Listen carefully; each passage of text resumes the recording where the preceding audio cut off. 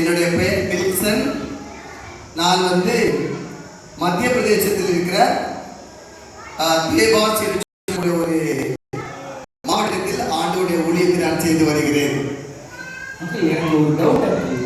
நீங்க எம்பின்னு சொல்றீங்க, நான் தமிழ்ல பேசுறீங்க. நீங்க தமிழ்நாட்டில் போட்டீங்களா எம்பியில போட்டீங்களா? ஒண்ணுமே புரியல எனக்கு. நான் தமிழ்நாட்டில் தான் பிறந்தேன். தமிழ்நாட்டில் உள்ள திருநெல்வேலி மாவட்டத்தில் படித்து என்னுடைய வாலிப பிராயத்தை ஆண்டவருக்காக கொடுத்து கடந்த 29 ஆண்டுகளாக மத்திய பிரதேச மாநிலத்திலே ஆண்டவருடைய ஊழியத்தை நான் செய்து வருகிறேன். ரொம்ப சந்தோஷமா இருக்கு உங்களை பார்க்கறதுக்கு. நீங்க அவங்க என்னெல்லாம் பண்றீங்க நம்ம பசங்க கேட்கறது ரொம்ப ஆர்வத்தோட காத்துக்கிட்டு இருக்காங்க. ஏன்னா அங்கிள் வந்து எனக்கு ரொம்ப ஆச்சரியமா இருக்கு. தமிழ்நாட்டுல எனக்கு ஹிந்தி தெரியாம இருக்கும் போது அங்கிள் இங்க போறது ஹிந்தி கத்துக்கிட்டு அங்க போயிட்டு ஊழியம் செய்யறது எவ்வளவு பெரிய விஷயம் இல்ல? எல்லாம் ஆமாவா இல்லையா? ஆமாவா இல்லையா? சத்த பக்கலையே நம்ம இந்த கதையை கேட்போமா? அங்கிள் இப்ப நம்ம கிட்ட எல்லாமே சொல்ல போறாரு.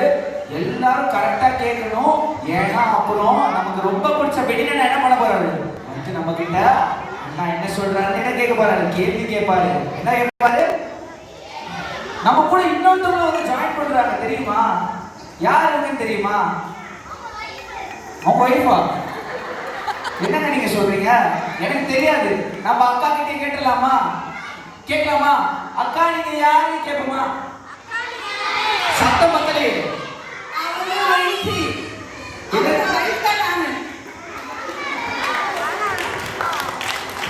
அக்கா எனக்கு ஒண்ணுமே புரியலக்கா.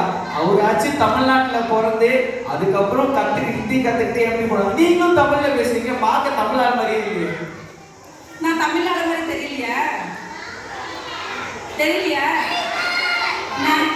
நான் ஏன் தமிழ்நாடு மாதிரி தெரியலன்னா நான் ஒரிசால பிறந்தேன். ஓ அக்கா உண்மையாவே எனக்கு சர்ப்ரைஸா இருக்கு. உங்களுக்கு சர்ப்ரைஸா இருக்கா? உங்களுக்கு இருக்கா?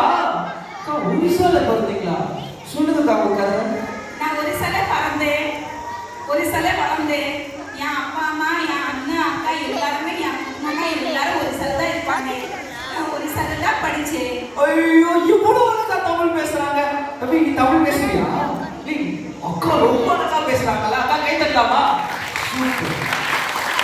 அக்கா நீங்க எங்க பசங்களுக்கு நீங்க 2 பேரும் சேர்ந்து என்னெல்லாம் செஞ்சீங்கன்னு சொல்லிட்டு நீங்க சொல்லி கொடுத்தீங்கன்னா எனக்கு ரொம்ப சந்தோஷமா இருக்கு.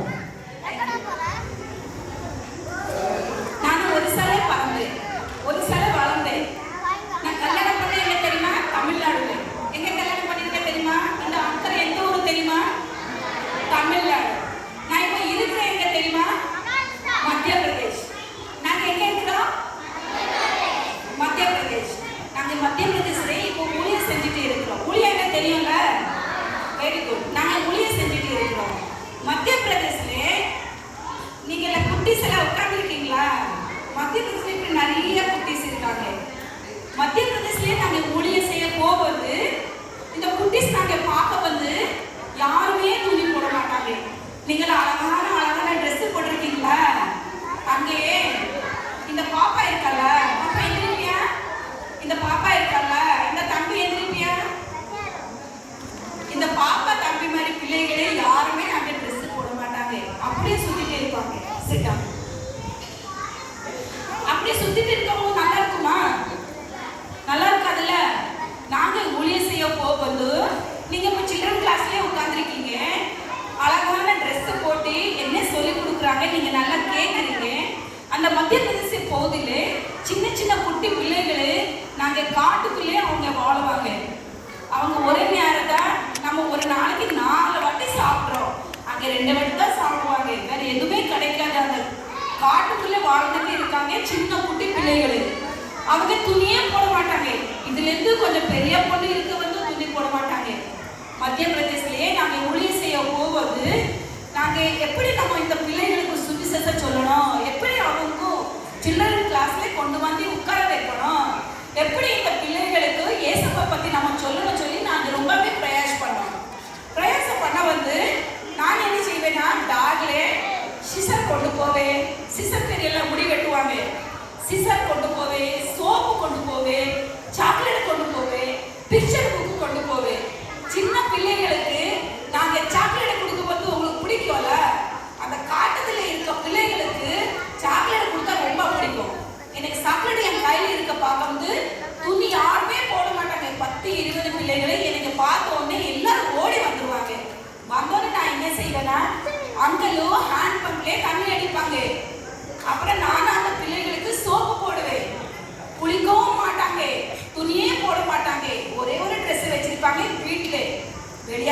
வீட்டுக்கு போவது இல்லைன்னா எங்க கல்யாண வீட்டுக்கு போவது அந்த ட்ரெஸ்ஸை போடுவாங்க.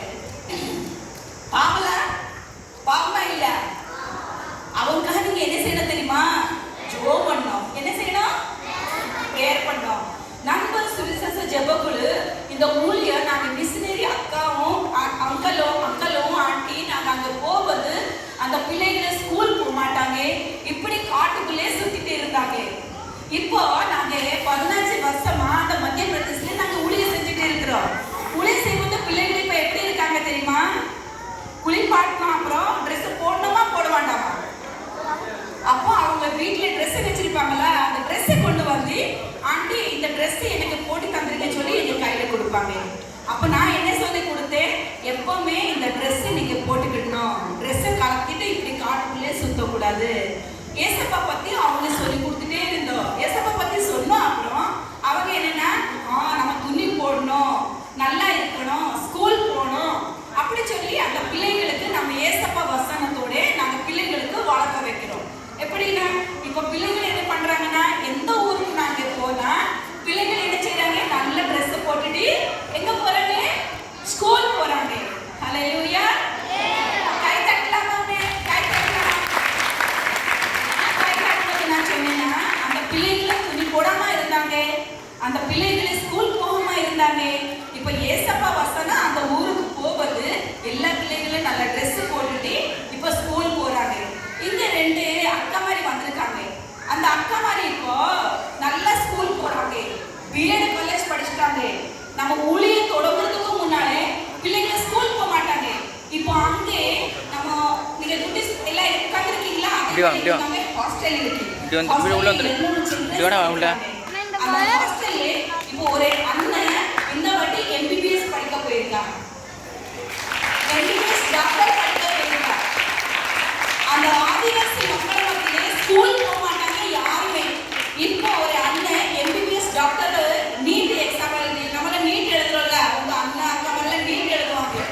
நீட் எக்ஸாம் எழுதி அந்த அண்ணன் இப்போ டாக்டர் படிக்க போயிருக்காங்க. நிறைய இப்போ போலீஸ் ஆகிறதுக்கு ஆசைப்படுறாங்க, நிறைய பேர் மிஷினரி ஆகிறதுக்கு ஆசைப்படுறாங்க. தமிழ்நாட்டுல இருந்து நிறைய அக்கா அண்ணன் மாதிரி இங்க வந்து எங்களுக்கு ஊழியர் செய்யறாங்க. அதனால நாங்க மிஷினரியா போனோம் அப்படி சொல்லி நிறைய பிள்ளைகளை இப்ப கமெண்ட் பண்ணிருக்காங்க, நாங்க மிஷினரியா போய் ஊழியர் செய்யணும். நிறைய பிள்ளைகள் படிக்கிறாங்க. இந்த மாதிரி மத்திய பிரதேசல சின்ன சின்ன பிள்ளைகள் வாழ்ந்துட்டு இருக்காங்க. எப்படி வாழ்றாங்க தெரியுமா? எப்படி வாழ்றாங்க தெரியுமா? உங்க மாதிரி நல்ல பிள்ளை வாழ்றாங்க. நீங்க நல்ல பிள்ளைகள் தானே? நல்ல பிள்ளைகள் தானே? கெட்ட பிள்ளைகளா? இல்ல, யார்